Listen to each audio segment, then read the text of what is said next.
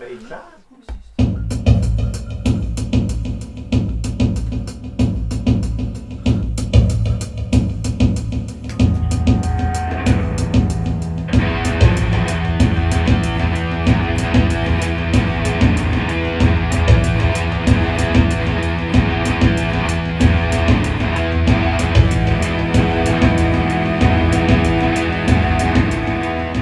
For mig er det et rum, man kan gå ind i, om det enten er, at jeg lytter til musik, eller om det er, at jeg spiller det.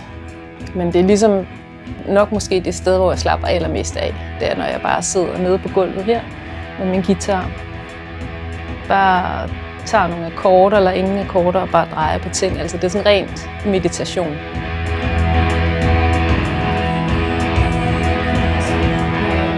Ja, musik og det også, vi har sammen, det er jo sådan det, der betyder noget i mit liv. Ja, altså det er jo sådan, det hele smelter sammen, ikke? Med de mennesker, der omgås, og så musikken.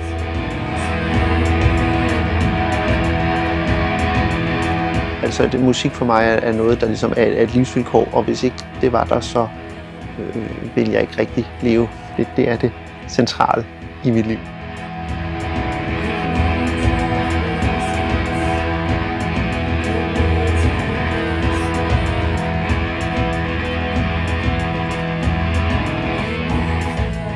Jeg begyndte at spille som 4-årig klassisk klaver. Så troede det skulle være klassisk musik. Så opdagede jeg, at støjende guitar var sjovt. Det største sådan skift, det var omkring gymnasiet, da jeg blev venner med Tanja og Marie, og vi begyndte at spille sammen i band umiddelbart efter. Siden der har vi været kontinuerligt i bands. Før der var det mere klassisk musik, der sidder du meget som pianist alene, og du sidder og øver dig, og det sådan handler meget om teknik. Så det var sådan utrolig befriende ligesom at i stedet for lave noget, hvor det handler om lyd og få tingene til at fungere med det, man kan. Altså vi er ikke sådan nogen, der øver skalaer eller ting.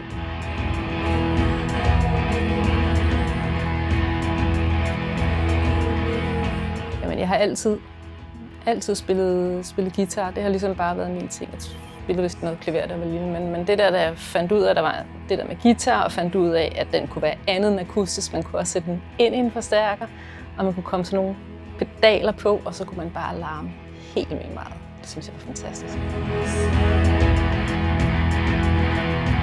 Min tilgang til guitar er ikke at spille akkorder og sådan. Jeg er ikke særlig god til teknik og akkorder, men jeg er utrolig fascineret af lyd og utrolig fascineret af stemninger og den måde at gribe sin guitar ind på som et klanginstrument mere end nu spiller jeg de her fine ting, og nu skal jeg også spille en solo. Så folk, der ligesom har en alternativ tilgang til at spille guitar, inspirerer mig selvfølgelig til at sige, fuck, kan man også det? Jeg må hjem og prøve det her.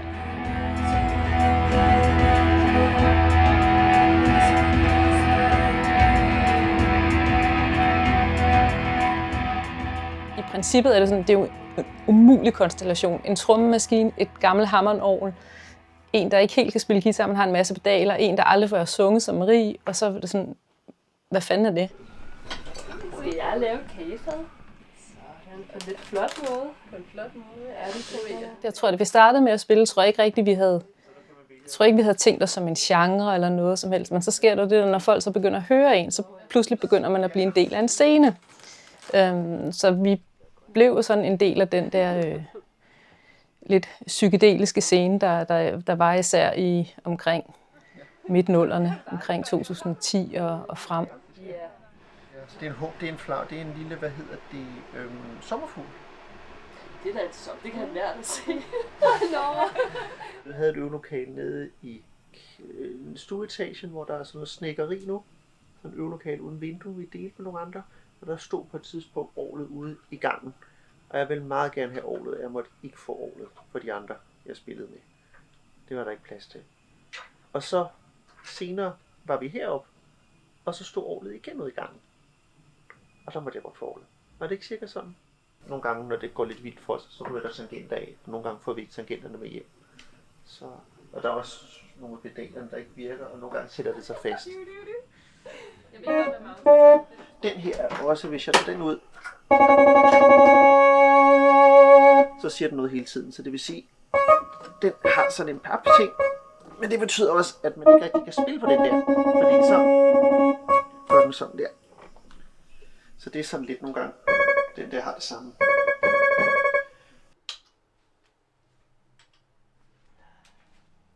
Jeg kendte ikke så meget, men så mødte jeg Tanja Mark i gymnasiet. Og pludselig fandt man bare hjem. Sådan, wow, findes det her? Nu er vi ligesom kommet i gang igen. Fordi længe så prøvede vi bare sådan at jamme, og det gik ikke. Men nu synes jeg, vi har sådan, genfundet sådan, glæden ved at lave nye numre, og har det rigtig sjovt.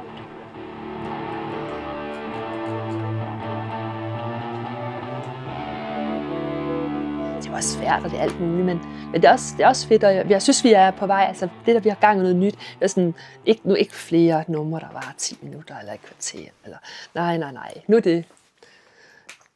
det har vi gjort. Så nu skal vi gøre noget nyt. Ja. Prøv igen.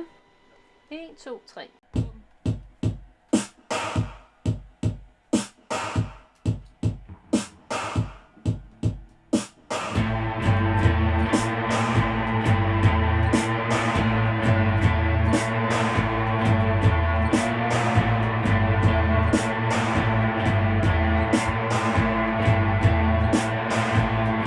Tanja er en af Danmarks bedste guitarister, hvis du spørger mig. I hvert fald inden for den type guitar, jeg finder interessant, så jeg synes bare, det er en fornøjelse. Og Marie synger fuldstændig vidunderligt og har ligesom gået fra slet ikke at spille guitar til at laver nogle meget spændende ting.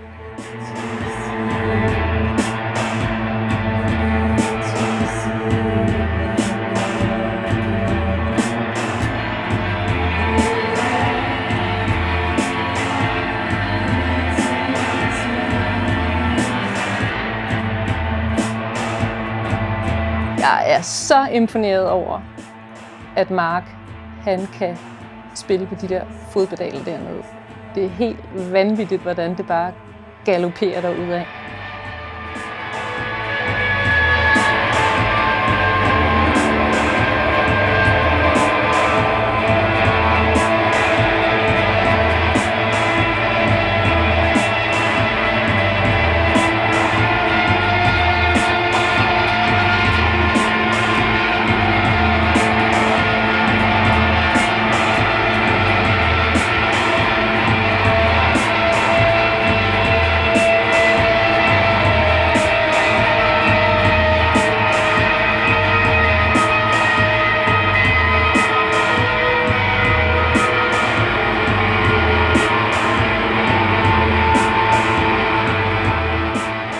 Vi holder af hinandens selskab. Jeg holder meget af at være herude med Tanja og Marie. Det betyder meget. Det er et frirum at kunne være her og glemme alt det kaos, der foregår udenfor, og ligesom være i det her rum og lave musik med de her mennesker.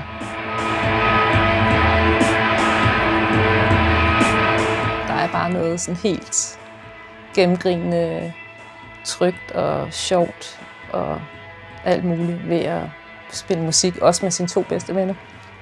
Jeg har et parforhold for 3, vi har gang i, så det der med, at vi ikke har nogen familie og løgn, fordi vi har jo hinanden. Ja.